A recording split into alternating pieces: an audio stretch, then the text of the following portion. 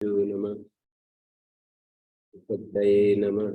ओम असतो मा सद्गमय तमसो मा ज्योतिर्गमय मृत्योर्मामृतं गमय।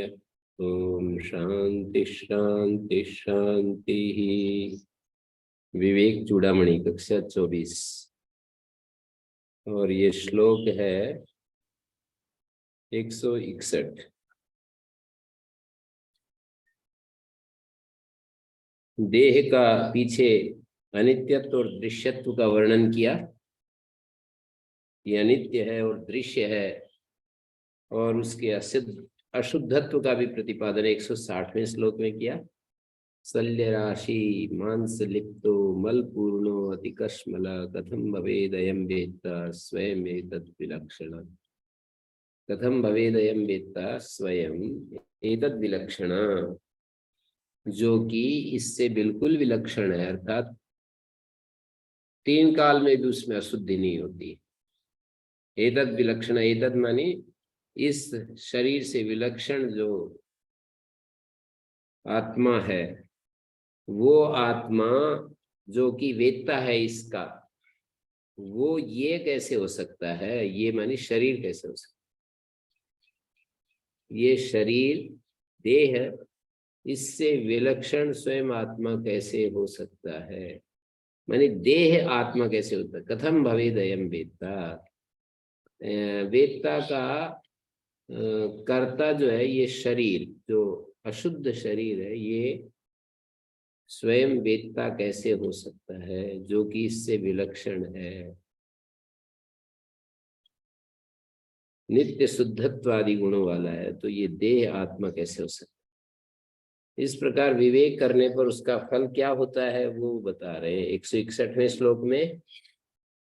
त्वंगमांस मेदोस्थि पुरीश रासौ अहम मतिम मूढ़ जना करोति विलक्षणम वेत्ति विचारशीलो निज स्वरूपम परमार्थ भूतम। मूढ़ पुरुष जो होता है ना, वो तो ये जो त्वंग मांस मेद अस्थि पुरीश जो राशि है, मलमूत्र का जो ढेर है, इसमें अहम मतिम करोति, अहम बुद्धि करता है, मैं ही हूँ, ये शरीर को ही अपना स्वरूप समझता है। ये जो त्वचा मांस मेद अस्थि मज्जा शुक्र पुरीश मल मूत्र, इन सब का जो ढेर, ये जो संघात है, इसी में अहम बुद्धि करता है कि यही मैं हूँ। लेकिन ये जो विचारशील है वो इससे विलक्षण जानता है कि वो इसका वेत्ता है, शुद्ध है, बुद्ध है, मुक्त स्वभाव है, नित्य है। विचारशीलो विलक्षणम वेत्ति, इससे त्वंगमांस मेद अस्थि पुरुष राशि से विलक्षण जानता है। निज स्वरूपम, परमार्थ भूत अपने स्वरूप को, परमार्थ भूतम निज स्वरूपम विलक्षणम वेत्ति, उससे विलक्षण होता है, उससे भिन्न लक्षण वाला, उससे विपरीत स्वभाव वाला, जिसको हमने बताया है उससे विलक्षण। किसी के सापेक्ष बोलते हैं विलक्षण। जैसे ये पुरुष बड़ा विलक्षण है तो किसी के सापेक्ष बताएंगे उसको विलक्षण। दूसरे सामान्य है तो उनसे ये विलक्षण है, भिन्न लक्षण वाला। वी का अर्थ भिन्न भी होता है, विलक्षण, भिन्न लक्षण वाला, विरुद्ध लक्षण वाला। जैसे समर्थ व्यर्थ, तो वी के सम का अर्थ तो संगत होता है, वी का अर्थ विपरीत होता है। समर्थ व्यर्थ, राग समराग विराग, ऐसे बहुत सारे शब्द इकट्ठे करके और उनको पैरेलल रख करके समझा जा सकता है। तो विचारशील तो विलक्षण निज स्वरूप परमार्थ भूत, निज स्वरूप को, परमार्थ भूत अपने स्वरूप को जानता है, विचारशील है।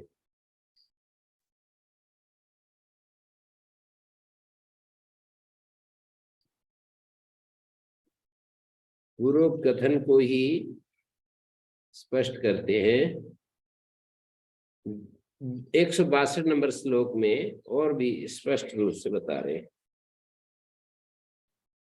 मतलब विचारहीन और विचारशील दो व्यक्तियों, मूढ़ व्यक्ति को कहते हैं विचारहीन, और विचारशील दो व्यक्तियों की तुलना करके दिखाई। ये विचारहीन भ्रांत बुद्धि वाला मूढ़ मनुष्य जो है, त्वक मांस आदि से परिपूर्ण इस शरीर को अपना स्वरूप समझता है, आत्मा मानकर इसी के धर्मों में संलग्न रहता है और इस शरीर में अध्यास करके इसी को बढ़ाता है, संवारता है, लिपापोती करता है। ये सब जो चलता है ना, स्वामी जी, हमारे स्वामी जी कहते रहते हैं ना कि लिपापोती में लगे रहते हैं।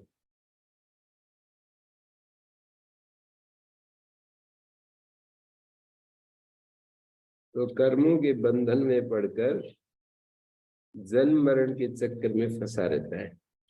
किंतु जो विचारशील है, इस देह से विलक्षण, जो परमार्थ रूप है, देह से अलग लक्षण वाला, तीनों कालों में जिसका बाद नहीं होता, ये हमारे इस शरीर का तो बाद हो जाता है, स्वप्न में ही बाद हो जाता है। स्वप्न में जो रहता है उसका भी बाद हो जाता है।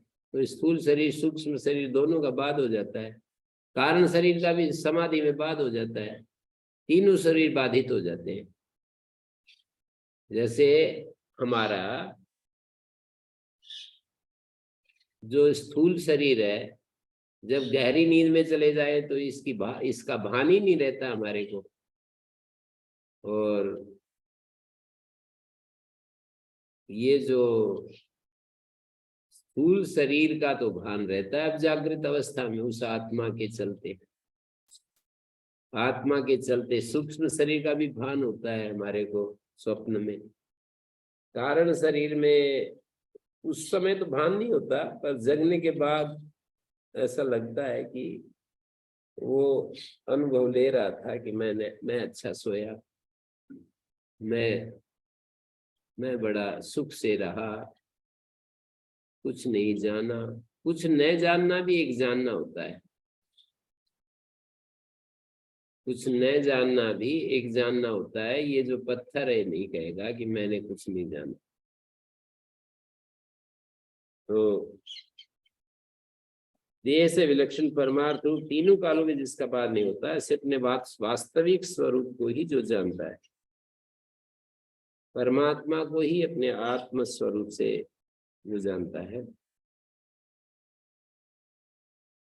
तो आगे कह रहे, देहो हम इत्तेव जड़स्य बुद्धि देहे च जीवे विदुषस्तहम धी विवेक विज्ञानवतो महात्मनो ब्रह्माहम इत्तेव मति सदात्मनि। जड़ पुरुष की मैं देह ही हूं ऐसी बुद्धि होती है। जड़ पुरुष 162वें श्लोक में कहते हैं कि जो जड़ पुरुष है वो शरीर को ही अपना स्वरूप समझता है, और थोड़ा जो समझदार है, इससे आगे बढ़ा हुआ है, तो उसकी शरीर में और जीव में अहम बुद्धि होती है।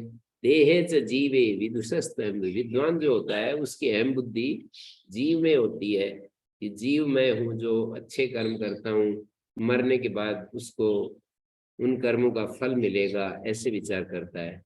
यज्ञ कर्म आदि करने से, पुण्य कर्म करने से, लोगों की सहायता करने से मेरा पुण्य इकट्ठा होता है, जिसका फल मरने के बाद मुझे मिलेगा। मैं रहूंगा तब भी। आज जो मैं हूँ, अच्छे काम करने वाला, हेल्प करने वाला, दूसरों की सहायता करने वाला, वही मैं मरने के बाद भी रहूंगा। ऐसी विद्वान की बुद्धि होती है। पर अभी शुद्ध आत्मा के रूप को वो भी नहीं जान रहा है। शास्त्र से, शब्द प्रमाण से जिसको जानता है उसको विद्वान, यहाँ पर विद्वान कभी कभी आत्मज्ञ के लिए भी बोला जाता है, पर यहाँ पर सापेक्ष शब्द है विद्वान। तो यहाँ पर बोला जा रहा है कि विद्वान की बुद्धि, अर्थात जो शास्त्र पढ़ा लिखा है और तर्क युक्ति बुद्धि से चीजों को देख रहा है, तर्क प्रमाण से, युक्ति से, शास्त्र प्रमाण से, अनुमान से जो चीजों को समझ रहा है, उसकी बुद्धि देह में और जीव में अहमात्मक बुद्धि होती है, मैं ये हूं। जीव को अपना स्वरूप समझता है, जो कि मरने के बाद भी बना रहता है। विवेक विज्ञान वतो महात्मनो, पर जो महात्मा विवेक विज्ञान संपन्न है, ब्रह्मा हम इत्येव मति सदात्मनि, सत्स्वरूप परमात्मा में उसकी अहम बुद्धि होती है कि ये मैं। ब्रह्मात्मा में उसकी अहम बुद्धि होती है। तो तीन कैटेगरी बतला दी। जो सबसे निकृष्ट है, देह में आत्मबुद्धि रखते हैं, देह से अतिरिक्त कुछ है ही नहीं ऐसा मानते हैं। जैसे विरोचन और इंद्र के संवाद में प्रजापति ने जब देह को ही कहा कि यही आत्मा है, यही आत्मा है, इसको खिलाओ पिलाओ संवारो सजाओ, इसको व्यायाम आदि से पुष्ट करो, और कुछ आहार संयम और कुछ इसके धर्मों का पालन करो जिससे इसकी उम्र लंबी हो और ये रोग रहित हो। ऐसे ऐसे उपदेशों को पकड़ करके और विरोचन ने ये फतवा जारी किया अपने खेमे में कि ये शरीर ही आत्मा है, ये उपदेश लेकर के आया हूं, इसके नियम धर्मों को समझो। शरीर के जो शरीर कैसे फंक्शन कर रहा है, शरीर को कैसे स्वस्थ रखा जाता है, शरीर को कैसे निरोग और इसकी उम्र, इसकी शरीर की जो अवस्था है वो कैसे बढ़ सकती है, कैसे ये वृद्धि को प्राप्त होता है, इसको इन उपायों को जानना चाहिए। कौन से उपायों को? शरीर को पालना पोसना बढ़ाना, इसको पुष्ट करना, इसकी उम्र लंबी करना, जल्दी ना मरना, रोगी न होना, इन सब उपायों को जानने के लिए प्रयास करो। ये प्रजापति ने उपदेश दिया है, उसके उपदेशों का सार ये है। तो कहते हैं थर्ड क्लास लोग हैं, तीसरी श्रेणी के लोग हैं, जो ऐसा शरीर को ही अपना स्वरूप समझकर इसको पालने पोसने में, इसकी उम्र को लंबी करने में, बढ़ाने में लगे हुए हैं। तो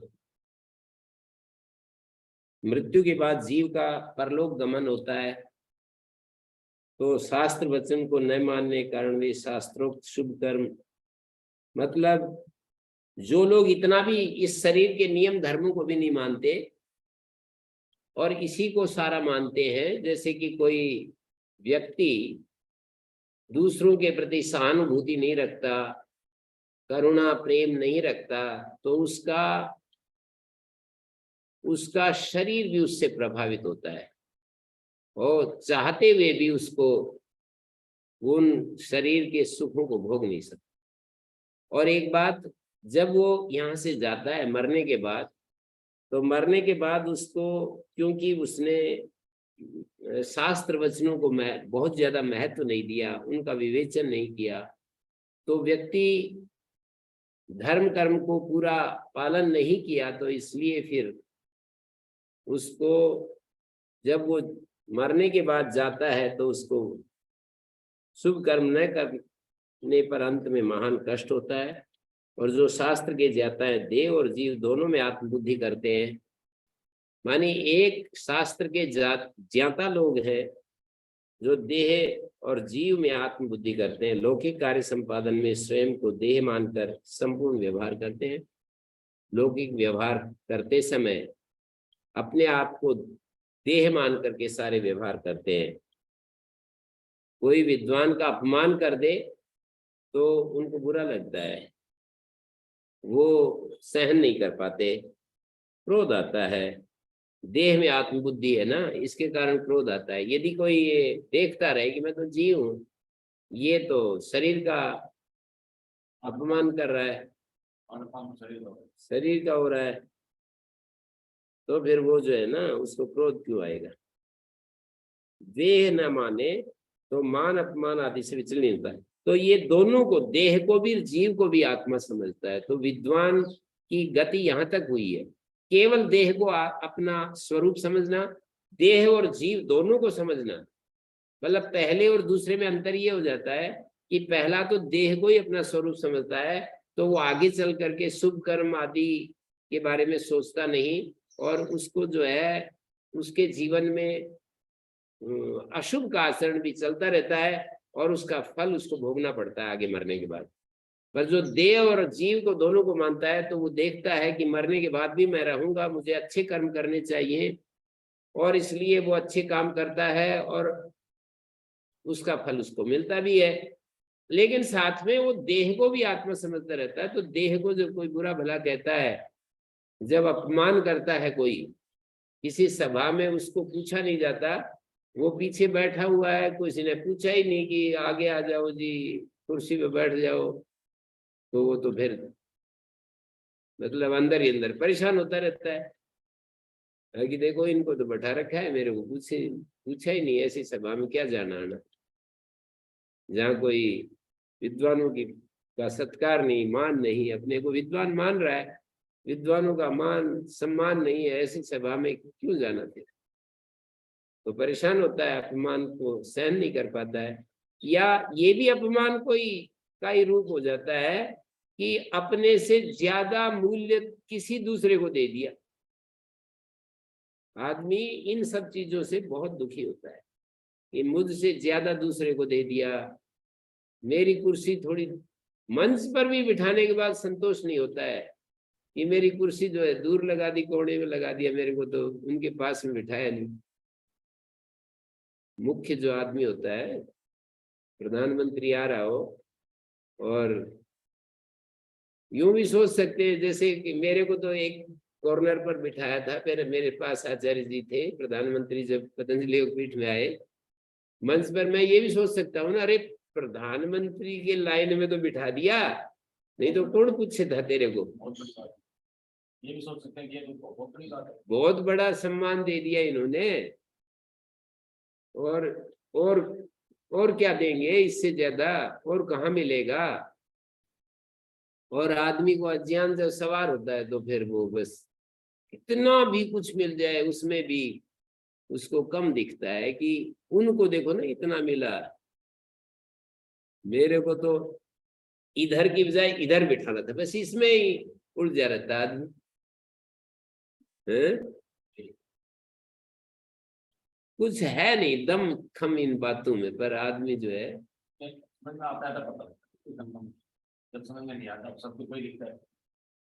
नहीं, समझ में तो लाना पड़ेगा यदि आदमी को दुख से मुक्त होना है तो गुस्सा आता है, देह में आत्मबुद्धि करने से ही ये सब होता है। स्वयं को देह ना माने, मान अपमान आदि से विचलित क्यों होगा वो, देह नहीं मानेगा, केवल मान लो जीव ही मान ले, तो जीव तो दिखाई नहीं देता है, जीव का तो क्या अपमान, मान सम्मान ये सब कौन क्या कर पाएगा। देह का ही अपमान होता है, देह का ही सम्मान होता है, जीव का क्या अपमान सम्मान। तो यहाँ पर वैदिक कार्य संपादन करने के अवसर पर विद्वान स्वयं को जीव रूप से मानता है।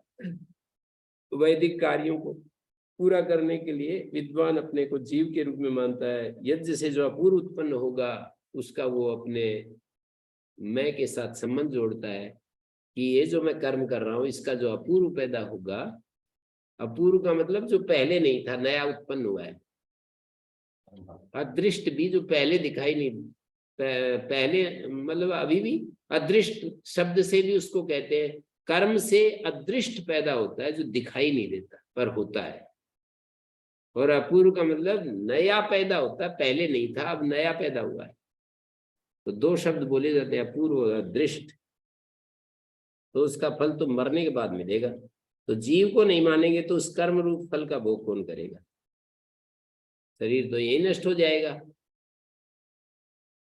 तो इससे सिद्ध है शास्त्रज्ञ विद्वान पुरुष देह और जीव दोनों को आत्मबुद्धि करता है। वो अपमान के समय दुखी होता है, क्रोध आता है, तो ये देह में आत्मबुद्धि है, और वो अच्छे अच्छे काम कर रहा है, यज्ञ स्वर्ग के लिए वैदिक कर्मों का अनुष्ठान कर रहा है, तो इसका मतलब जीव को भी अपना स्वरूप दोनों को मान रहा है। कहीं किसी प्रसंग में अपमान होता है तो परेशान होता है, इससे पता लगता है देह को आत्मा मान लिया। और शुभ कर्मों का भी अनुष्ठान कर रहा है कि इन कर्मों को शरीर त्यागने के बाद इनका कर्म फल भोगने वाला मैं ही रहूंगा। तो देह और जीव दोनों को, ये संसार के लोग जो विश्वास करते हैं मरने के बाद भी हमारी सत्ता नष्ट नहीं होगी, ऐसा जो विश्वास करते हैं वो इसी श्रेणी में आते हैं। और साथ में सुखी दुखी भी होते रहते हैं, मान अपमान में भी मतलब खुश और नाखुश होते हैं, और ये सब जीवन का झंझट इसी तरह से झेलते रहते हैं। तो शरीर तो मतलब शास्त्रज्ञ विद्वान की कथा है, किंतु ब्रह्मवेत्ता क्या होता है? ब्रह्मवेत्ता इन दोनों से भिन्न विचार वाला होता है। आत्मा और अनात्मा का विवेचन करते करते उसके अंदर विवेक पैदा हो जाता है। उस विवेक से जिसे विज्ञान हुआ है, आत्म साक्षात्कार हुआ है, विवेक विज्ञान बता, विवेक विज्ञान को पैदा करता है, आत्म साक्षात्कार को पैदा करता है। आत्मा के विशिष्ट ज्ञान, विशिष्ट रूप को विवेक से समझता है। तो विवेक विज्ञानवान पुरुष को महात्मा कहा जाता है। महात्मना, महान है आत्मा जिसकी, वो आत्मा का ज्ञान देश काल वस्तु रूप तीनों परिच्छेद से रहित जो आत्मा है उसको जो जानता है, देश परिच्छेद से रहित, काल परिच्छेद से रहित, वस्तु परिच्छेद से रहित जो आत्मा है ना, वो महात्मा कहा जाता है। ज्ञान प्राप्ति के पूर्व अन्नमय आदि परिच्छिन्न जो कोश होते हैं, ज्ञान प्राप्ति से पहले अन्नमय आदि जो परिच्छिन्न कोश होते हैं, उनमें आत्मबुद्धि करने के कारण वो पहले तो अल्प था, ज्ञान होने से पहले अपने को अल्प मानता था, परिच्छिन्न मानता था। मेरा स्वरूप ऐसा है, ऐसा है, मैं जीव हूं, मैं परिच्छिन्न हूं। स्वामी दयानंद ने जीव को परिच्छिन्न कहा है। यहां भी जीव परिच्छिन्न ही है, वेदांत उपनिषद में भी जीव परिच्छिन्न ही है व्यवहार काल में। लेकिन जीव और ईश्वर का जो तात्विक रूप है, परमार्थिक जो रूप है, वो भिन्न नहीं है।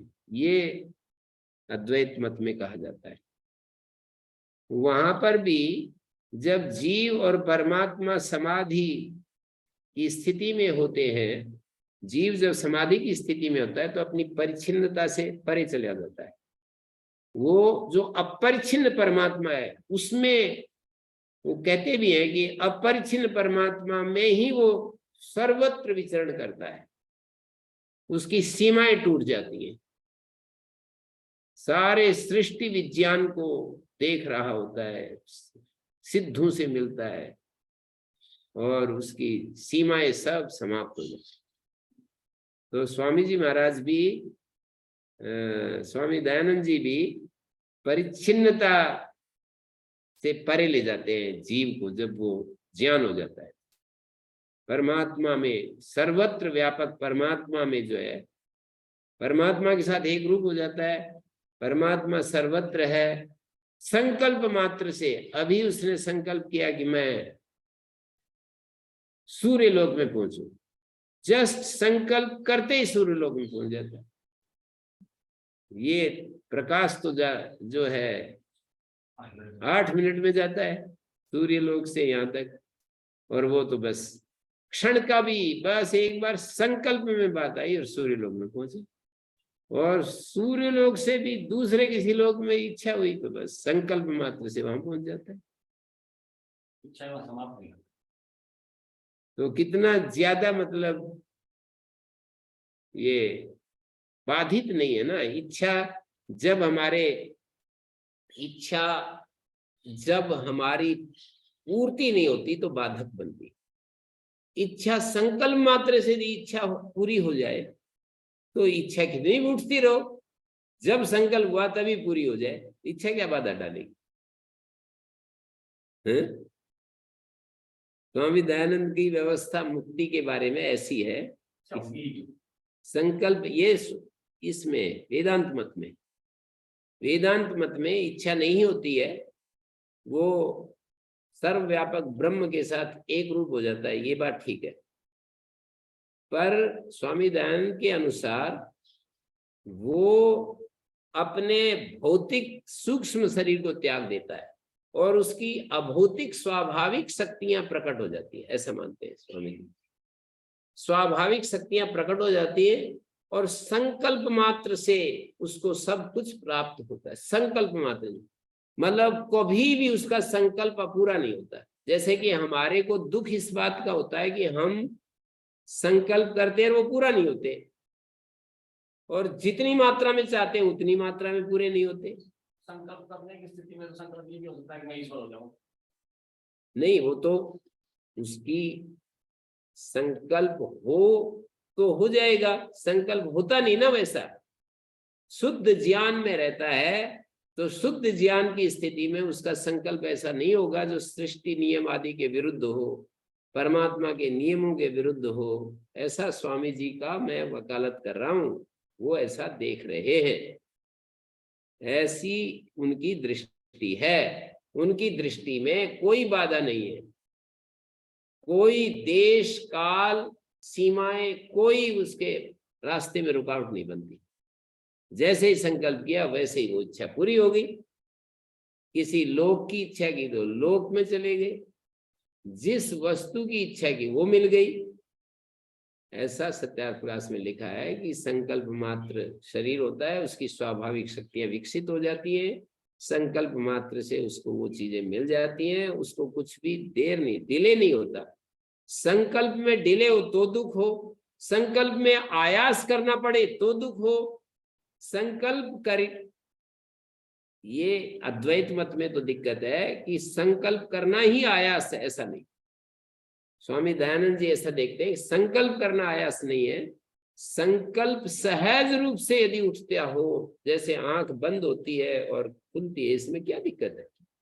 ऐसे स्वामी जी देखते हैं कि आंख का खुलना मीचना, श्वास, स्वस्थ व्यक्ति के शरीर में श्वास का, प्राण का आना जाना, हृदय का धड़कना और फुफ्फुस का अपना काम करना और रक्त का संचरण होना, ये चीजें जैसे सहज होती रहती हैं और हमारे लिए कोई बाधा। अस्वस्थ में, रोग अवस्था में तो बाधा है, सांस लेना चाहे सांस आए नहीं, और हृदय धड़कना चाहे हृदय में खून पहुंचे नहीं, तो तब तो बाधा है।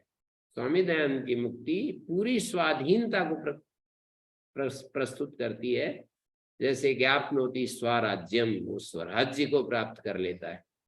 वाक्पति, चक्षुष्पति, श्रोत्रपति, विज्ञानपति, एतत् ततो भवति, इससे भी ज्यादा हो जाता है। शांति समृद्धम, शांति से लबालब भर जाता है वो। ऐसा स्वामी जी देखते हैं। परमात्मा के सहारे सर्वत्र विचरण करता है। मानी मैं कहना ये चाह रहा हूं कि वो भी देश काल परिच्छेद से परे ले जाते हैं जीव को। वो व्यवहार काल में तो परिच्छिन्न बताते हैं, पर मुक्ति काल में, परमार्थ दशा में परमात्मा की जब उपलब्धि हो जाती है तो वे उस अपरिच्छिन्न अवस्था में पहुंच जाता है जीव। ऐसा उनकी देशना है, उपदेश उनका ऐसा है। देश काल वस्तु रूप तीनों परिच्छेदों से रहित आत्मा का ज्ञान जिसे होता है वो महात्मा कहा जाता है। ज्ञान प्राप्ति के पहले अन्नमय आदि शरीर को अपना स्वरूप समझता था, थोड़ा सा और बढ़ता है तो प्राण को अपना स्वरूप, थोड़ा और बढ़ता है तो मन को, उससे आगे और विज्ञान को अपने को कर्ता धर्ता मानता है। विज्ञानम यज्ञम तनुते तनुते कर्माणि अपि कर्माणि च, जैसा कि तैत्तरीय उपनिषद में कहा कि जो यज्ञ का विज्ञान जो है, जीव जो है वो अच्छे कर्मों का आचरण करता है, कर्मों को करता है। तो इस तरह से, लेकिन विवेक विज्ञानवान को देश काल वस्तु रूप तीन परिच्छेदों से रहित आत्मा का ज्ञान हो जाता है, और वो महात्मा ब्रह्मा हम इत्तेव मति सदात्मनि। सदात्मा का मतलब है सद आत्मा, सत स्वरूप आत्मा में उसको त्रिविध परिच्छेद से रहित जो सत्स्वरूप आत्मा में ब्रह्माहमित्येव मति भवति। यहाँ पर ये समझने की बात है, परमात्मा में स्थित हुआ दृष्टा जहां नान्य को देखता है, यत्र नान्यत् पश्यति नान्यत् शृणोति नान्यत् विजानाति स भूमा। परमात्मा में स्थित हुआ जहां न अन्य को देखता है, न अन्य को सुनता है, न अन्य को जानता है, वो भूमा व्यापक है। तो इस श्रुति के अनुसार ब्रह्म को आत्म रूप में जानने वाला पुरुष महात्मा, ब्रह्म को आत्म रूप में जानने वाला, ब्रह्म को आत्म रूप में जानने वाला पुरुष महात्मा कहा जाता है। तो ऐसे विवेक विज्ञानवान महात्मा की अपनी आत्मा में सदा मैं ब्रह्म ही हूं ऐसी मति होती है। आत्मज्ञानी सदा मैं ब्रह्म हूं ऐसा अनुभव, ये अनुभव भी एक स्थिति तक होता है, उसके बाद ये अनुभव भी शांत हो जाता है। मैं ब्रह्म स्वरूप हूं, त्रिविध परिच्छेद से रहित मैं ब्रह्म स्वरूप हूं, ये अनुभव भी शांत हो जाता है। वृत्ति जो अखंडाकार वृत्ति है वो वृत्ति भी शांत हो जाती है। तो देह में आत्मबुद्धि का त्याग कर ब्रह्म में आत्मबुद्धि का उपदेश आगे 163 नंबर श्लोक में, उसमें भी यही संख्या चल रही है ना। अत्रात्मबुद्धिं त्यज मूढ़ बुद्धे तंगमांस मेदोस्ति पुरीश रासौ सर्वात्मनि ब्रह्मणि निर्विकल्पे कुरुस्व शांतिं परमां भजस्व। वो कह रहे हैं मूढ़ बुद्धे, अरे मंदमती, शास्त्र में 3 चीजें हमें देखने को मिलती हैं और थोड़ा विस्तार भी कर सकते हैं, बाकी 3 चीजों में भी काम चलेगा। शास्त्र में तत्व कथन मिलता है, ये है, ये ऐसे है, ये ऐसे, ये वृक्ष है, ये गाय है, ये पशु है, सूर्य है, ये चंद्रमा है, तत्व कथन। जो चीज जैसी है उसका वर्णन करने को तत्व कथन कहते हैं।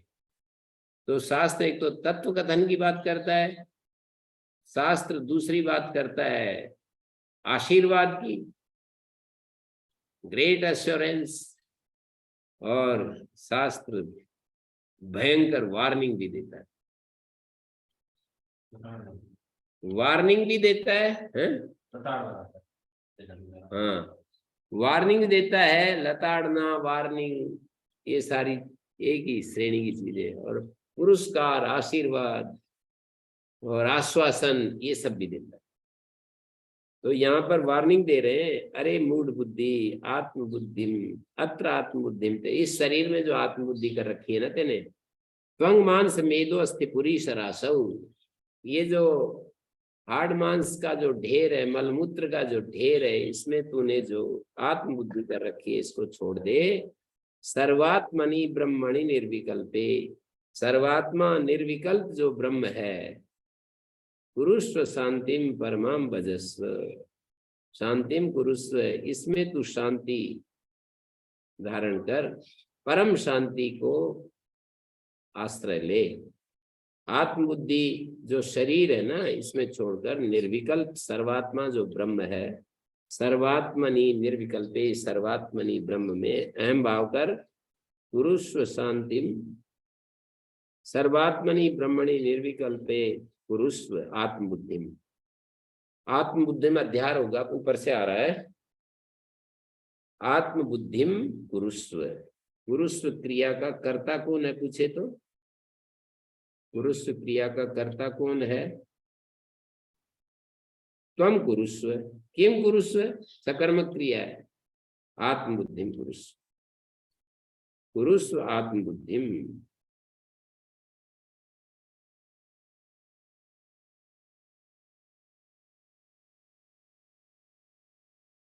तो ये आत्मबुद्धि कर और परमाम शांति भजस्व, और परम शांति को प्राप्त कर, ऐसा कह रहे हैं। नित्य अनित्य का विवेचन करने में असमर्थ अंतःकरण वाला जो पुरुष होता है, नित्य अनित्य का विवेचन करने में मूढ़ बुद्धि कहा जाता है। तो ऐसे पुरुष को ये जो गुरु एक प्रकार से करुणावश बोल रहे हैं, ये मंदमती, अरे मंदमती ऐसे बोलते हैं ना, करुणा करते हुए मंदमती बोल रहे हैं। कि अरे मंदमती क्या कर, क्या कर, ये मंदमती तो बता रहे हैं, अरे मंदमती गुरुस्व मंदमतिम शांतिम परमाम भजस्व। करुणावश गुरु संबोधित करते, अरे मंदमती तू त्वचा मांस आदि से परिपूर्ण इस शरीर को आत्मा मानना छोड़ दे, इस शरीर को आत्मा मानना छोड़ दे, इससे तेरा कल्याण नहीं होगा। यदि तू अपना कल्याण करना चाहता है तो क्या कर, सर्वात्मा जो ब्रह्म है, निर्विकल्प जो ब्रह्म है, उसमें आत्मबुद्धि कर। इस प्रकार के ब्रह्म में विविध कल्पनाओं से रहित, संकल्प विकल्प आदि से रहित जो ब्रह्म है, आत्म रूप से निवास करने के कारण जो सर्वात्मा है, जो सब में आत्म रूप से निवास कर रहा है, इसलिए वो सर्वात्मा है। उस परमात्मा में तू अहम बुद्धि कर, अर्थात मैं ही ब्रह्म। महर्षि दयानंद के अनुसार भी वो परमात्मा सर्वात्मा है, सब में वास कर रहा है, सब में वास करने वाला वो परमात्मा है। और यहाँ पर भी जो जीव है, हमारी बुद्धि में जो वास करने वाला और सबकी बुद्धियों में वास करने वाला और सर्वत्र फैला हुआ जो परमात्मा है, उसको सर्वात्मा कह रहे हैं। केवल मेरी बुद्धि में जो उपस्थित है वो नहीं, सबकी बुद्धि में एक साथ उपस्थित है। उस सर्वात्मा ब्रह्म को, सर्वात्मा जो ब्रह्म है, परमात्मा है, अहम बुद्धि कर, मैं ही ब्रह्म हूं ऐसा जान। ऐसा करने से क्या फल मिलेगा? तो कहते हैं, यदि तेरी ब्रह्म में स्थिति हो जाएगी, सर्वात्मनि ब्रह्मणि निर्विकल्पे, वहां पर स्थिति हो जाएगी, तो तुम निरतिशय सर्वोत्कृष्ट शांति को प्राप्त करोगे। तो ब्रह्म साक्षात्कार करके परम शांति को प्राप्त हो जाओगे।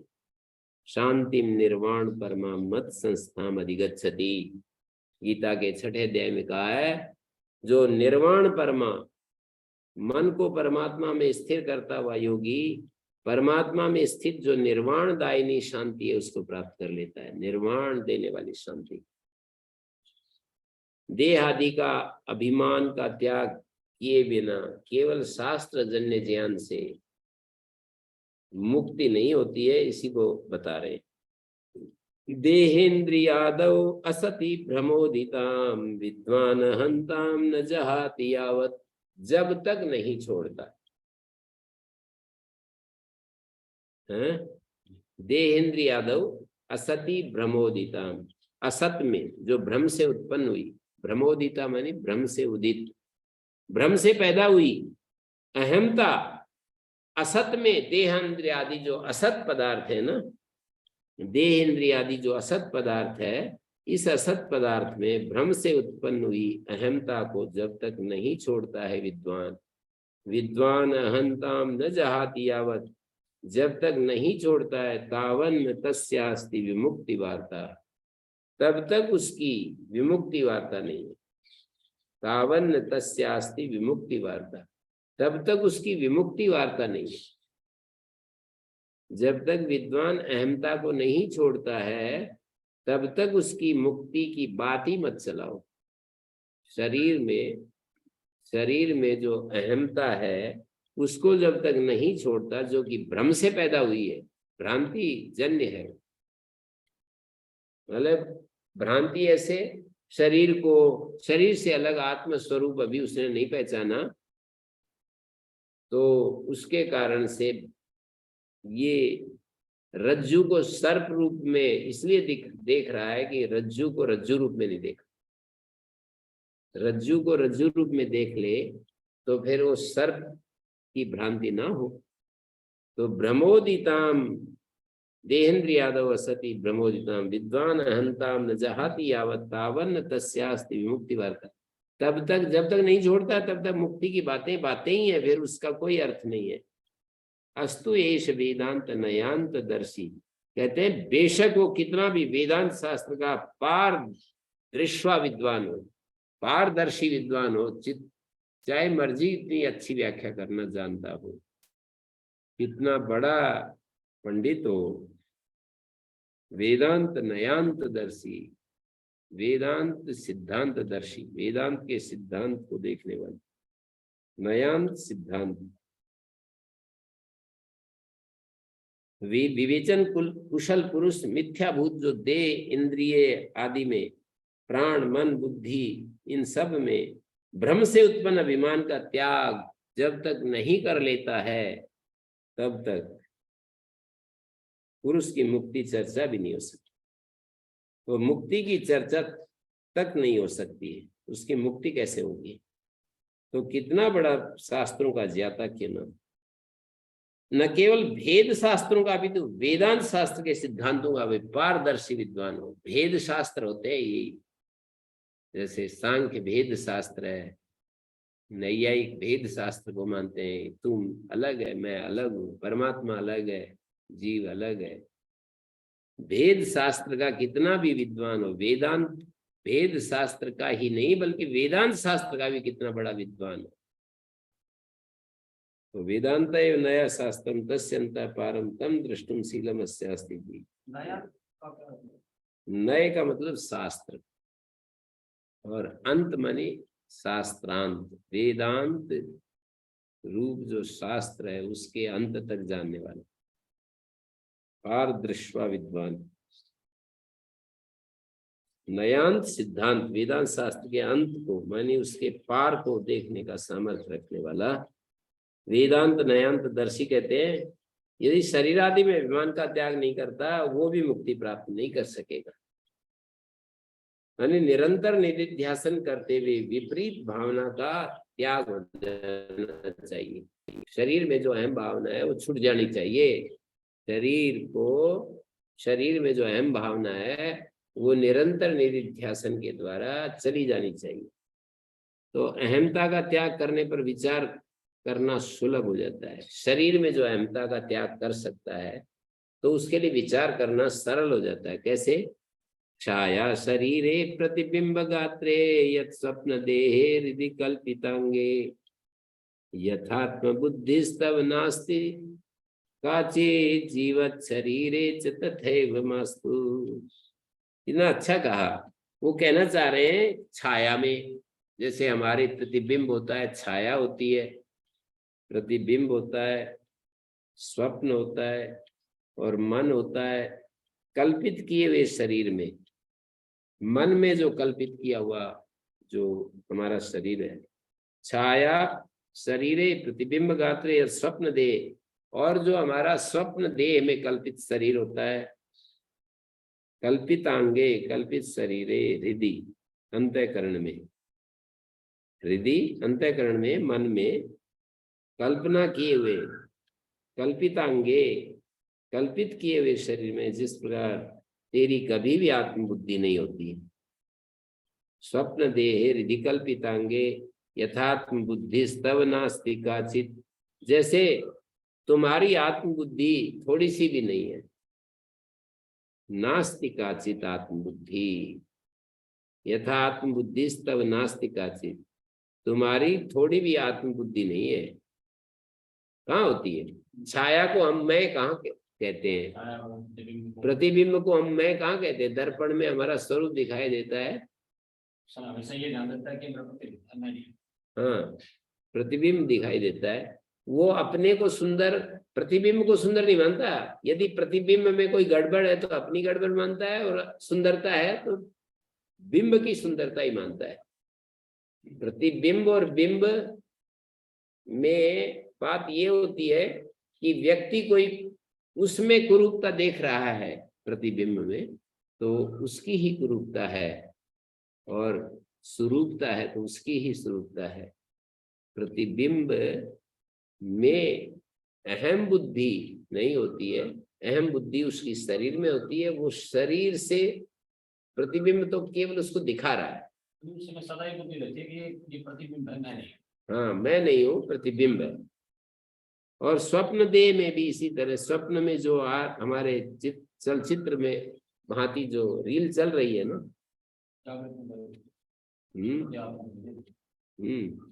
स्वप्न और मन में कल्पित हुए शरीर में, स्वप्न में और मन में कल्पित हुए शरीर में जिस प्रकार कभी भी आत्मबुद्धि नहीं होती। यथात्म बुद्धिस्तव नास्ति काचित, तुम्हारी कोई आत्मबुद्धि नहीं होती। जीवित शरीरे च तथैव ओ मास्तु, गुरु जी, जीवित शरीर में भी नहीं होनी चाहिए। हाँ जी।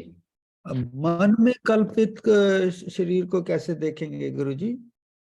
मन मन से तो हम अपने आप को शरीर मान लेते हैं ना गुरु जी। देह आदि में आत्मबुद्धि के त्याग के बिना मुक्ति नहीं मिल सकती। देह आदि में जो आत्मबुद्धि है, तो बता रहे हैं कि इस कारण से शरीर की छाया को छाया शरीर कहते हैं।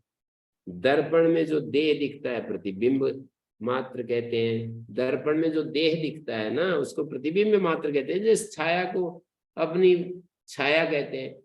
कोई फोटो हमारी खींच करके मेरी फोटो हम कहते हैं, मैं बुद्धि नहीं होती है। फोटो, ये बात तो अलग है कि अज्ञान से फोटो को कोई निंदा करे, ये तो बहुत बेकार फोटो है। तादात्म्य है तो तादात्म्य हो गया, इसलिए होता है वैसा। होता तो है, फोटो में कोई फोटो के जूता मार दे, तादात्म्य होता है ना कि वो कुत्ते की मुझे मार रहा है, हाँ तादात्म्य हो गया कि वो मेरा अपमान कर रहा है। मेरा अपमान कर रहा है। एक यूजी कृष्ण मूर्ति हुए हैं, तो किसी ने फोटो खींच के लगा दिया। वो तो ना फोटो के लगाने में पक्ष में, ना हटाने के पक्ष में, मतलब सारे निषेधों से अलग। तो यूजी कृष्णमूर्ति बहुत ज्यादा विरक्त टाइप व्यक्ति थे, बहुत ज्यादा। बस एकदम शांत रहते थे। कोई आ गया तो बात कर ली, चला गया तो चला गया, वैसे सुबह से शाम तक बैठे रहते थे। तो उनका फोटो किसी ने लगा दिया, तो उसको भी ऐसे ही निंदा कर रहे। वो थोड़े क्रिटिसाइज करने की शैली में वो बोलते थे, हर चीज को क्रिटिसाइज करते थे, हर चीज से हटाना चाहते थे कि जिससे कि हम जो है ना उससे हट जाएं, और अपने शांत स्वरूप है हमारे भीतर, जो हमारा मन कल्पित जो भी स्वरूप है उससे हटाना चाहते थे। तो उस फोटो की भी निंदा कर देते अपने, क्या अब्सर्ड, ऐसे अंग्रेजी शब्दों का प्रयोग कर देते थे। तो इसमें दो अवस्था हो गई, प्रतिबिंब गात्र। दर्पण आदि में जो देह दिखता है वो प्रतिबिंब मात्र है। स्वप्न अवस्था में जो शरीर प्रतीत होता है वो स्वप्न देह है। स्वप्न में जो शरीर दिखता है ना, और जागृत अवस्था में जो मन के द्वारा कल्पना से जो शरीर का भाव किया जाता है ना, जागृत अवस्था में हमारे मन के द्वारा जो शरीर के प्रति जो एक दृष्टि बनती है, मन के द्वारा करते हैं ना, कल्पितांग, जागृत अवस्था की बात है, तो वो कल्पितांग कहा जाता है। इन सब शरीरों में आत्मबुद्धि नहीं होती है, मैं बुद्धि नहीं होती है। इसी प्रकार जो प्रत्यक्ष प्राण धारण करने वाला जो जीवित शरीर है, उसमें तेरी आत्मबुद्धि कैसे होगी? चार तो दृष्टांत दिए हैं, पांचवा इसमें आत्मबुद्धि कैसे होगी तुम्हारी? ये उसमें नहीं होनी चाहिए। प्राण धारण करने वाला जो जीवित शरीर है, जो दृष्टा होता है, वो दृश्य से भिन्न ही होता है। देखने वाला जो दिखता है उससे अलग ही होता है। दृश्य के अभाव में भी दृष्टा, दृश्य के अभाव में भी दृष्टा अवशिष्ट रहता है, बचा रहता है।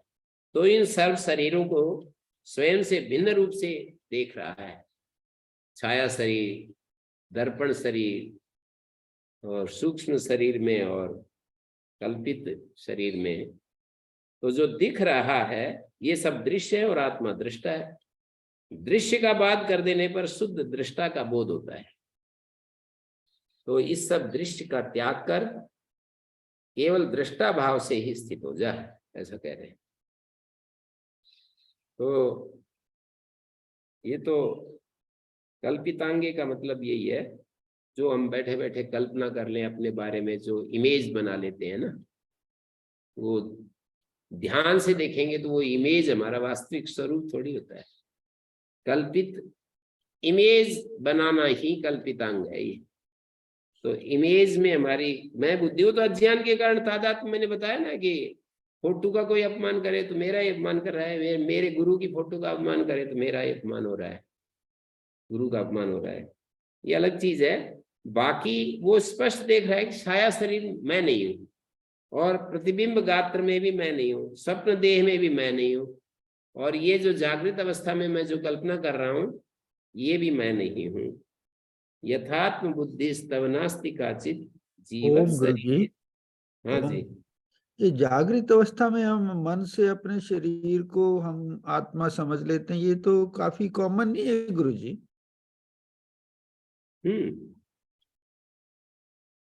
मतलब मन को आत्मा समझ लेते हैं तादात्म्य अज्ञान से, लेकिन थोड़ा विचार करें तो इनको दो दृष्टांत तो बिल्कुल ही साफ है।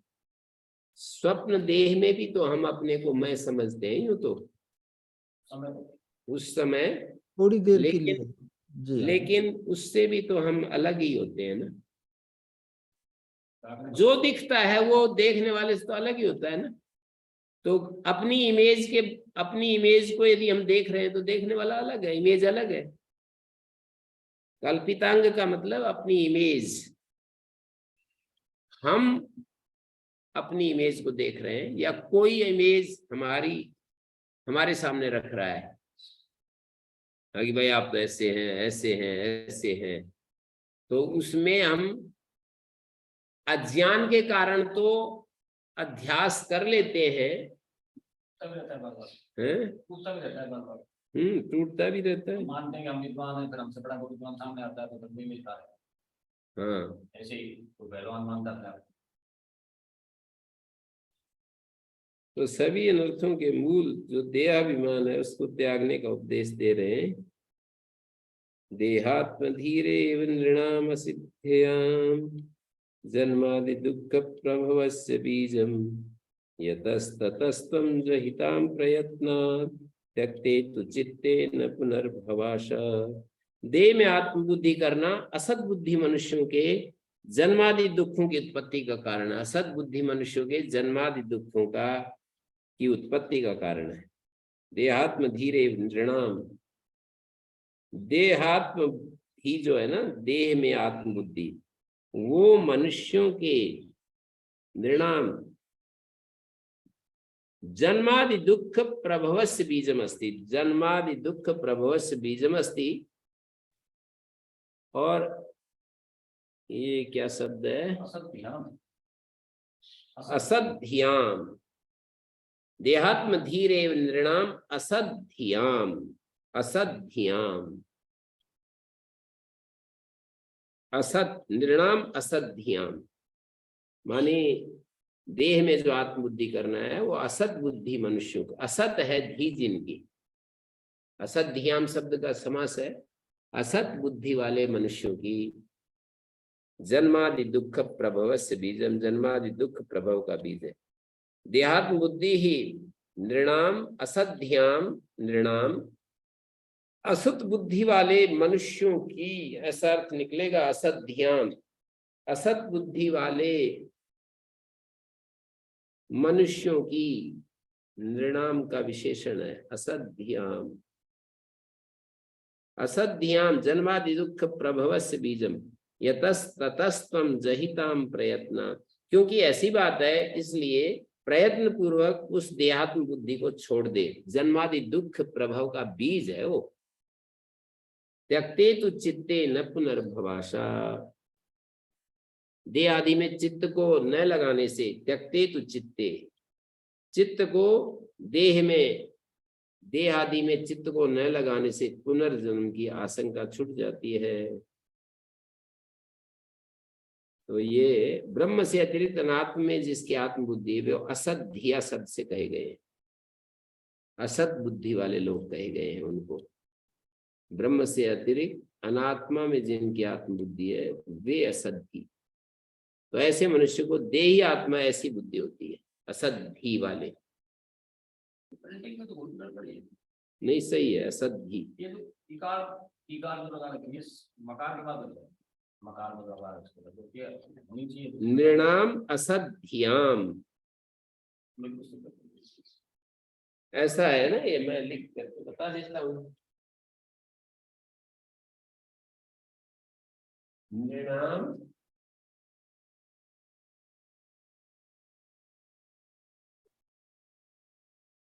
ऐसा है?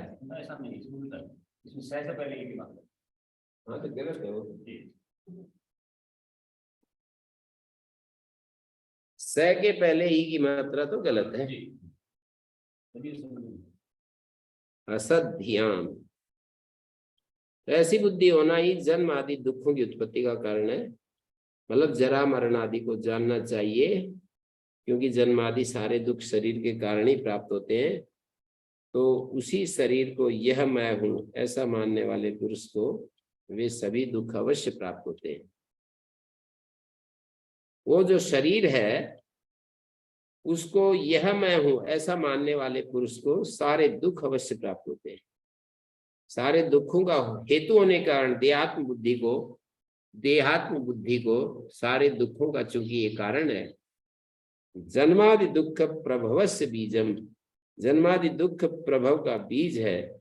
तो इसलिए देहात्म बुद्धि को, इस शरीर में जो देहात्म बुद्धि है, श्रवण मनन निधिध्यासन शास्त्रीय प्रयत्नों के द्वारा, काम प्रयत्न जही, शास्त्रीय प्रयत्नों के द्वारा उसको छोड़ देना चाहिए।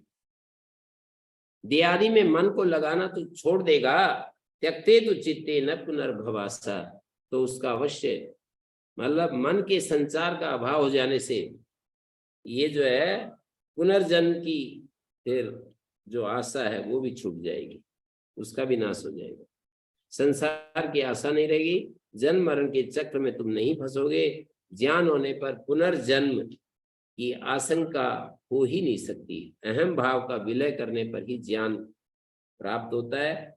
और आगे विवेक चूड़ामणि 285 श्लोक में भी ये बात आएगी, अहम भावस्य देहेस्मिन् निशेष विलयावधि सावधानेन युक्तात्मा स्वाध्यासापनयम कुरु।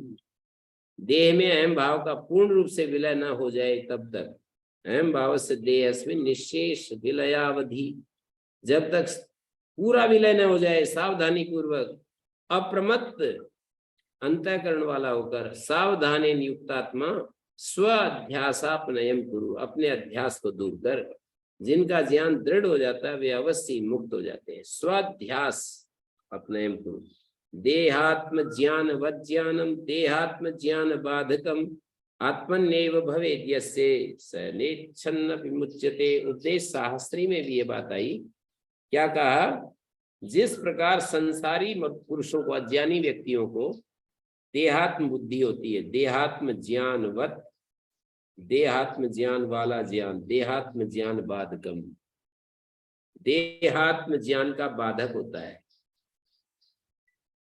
जिसे आत्मा में ही देहात्म बुद्धि को निवृत्त करने वाला ज्ञान हो गया है, आत्मन्येव भवेद् यस्य स नेच्छन्नपि मुच्यते, वो पुरुष इच्छा न करने पर भी मुक्त हो जाता है।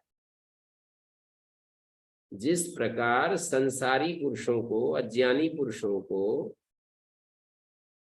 देहात्म ज्ञानवत ज्ञानम देहात्म ज्ञान बाधकम, देहात्म बुद्धि होती है अज्ञानी व्यक्तियों को, तो जिसे आत्मा में ही देहात्म बुद्धि की निवृत्त करने वाला ज्ञान हो गया, आत्मा में ही जिसको देहात्म बुद्धि को हटाने वाला देहात्म ज्ञान बाधकम, आत्मन्येव भवेद् यस्य, आत्मा में ही देहात्म बुद्धि को निवृत्त करने वाला ज्ञान हो गया, वो पुरुष इच्छा न करने पर भी मुक्त हो जाता है। स नेच्छन्नपि मुच्यते, इच्छा ना करे तो भी मुक्त हो जाता है। तो कुल मिलाकर के देहात्म बुद्धि के नाश करने की बात कह रहे हैं 166 नंबर श्लोक में। फिर पुनर्जन्म अपने आप ही नष्ट हो जाएगा। ओम शांति शांति शांति।